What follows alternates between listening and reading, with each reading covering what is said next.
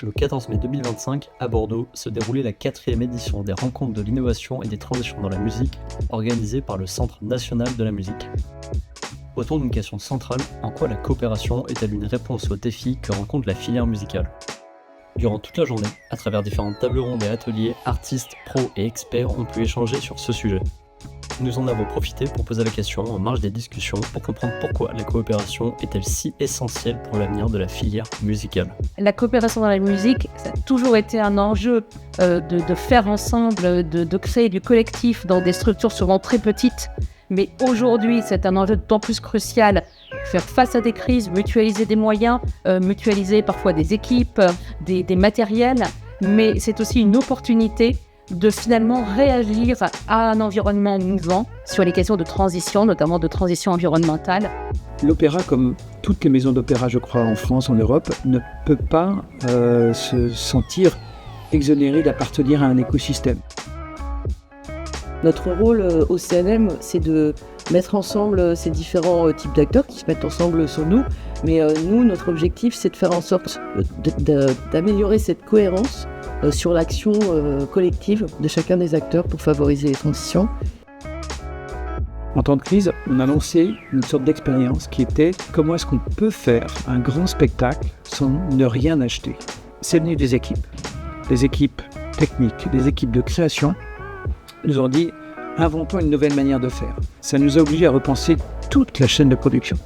Donc c'est créer à partir de, plutôt que de créer d'une manière abstraite sur une page blanche. Vous faites naître ensemble une idée de création. Ça favorise une forme d'intelligence collective. C'est-à-dire que l'artistique n'est pas détenu par l'équipe de création.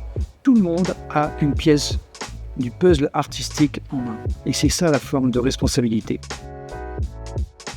Le point de départ est très simple, c'est que tous les artistes cherchent des nouvelles sources de revenus parce que le streaming ne suffit pas.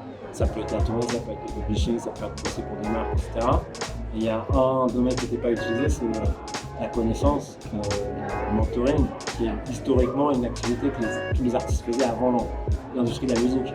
Pekio permet à n'importe qui d'avoir accès à Pedro Winter, à Boys Night, à DJ Tennis, pour avoir des conseils de mentoring, pour voir des workshops, interagir avec les artistes.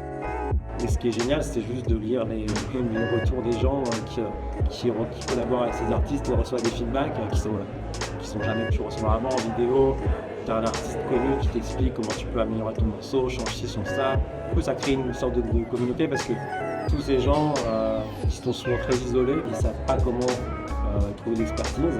Et sur les ils la trouvent avec des gens qui sont déjà extrêmement validés, entre guillemets. C'est des artistes qui ont une carrière, qui ont tourné pour les années.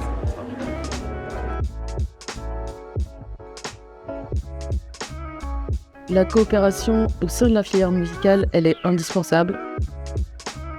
Et la coopération, je dirais qu'elle a intérêt à commencer peut-être petit, parce que si on en reste très grand, on risque de se heurter à des problématiques pour engager finalement les acteurs qui n'ont pas encore intérêt à bouger. Mais la musique, elle a intérêt à bouger entre elles et en solidarité.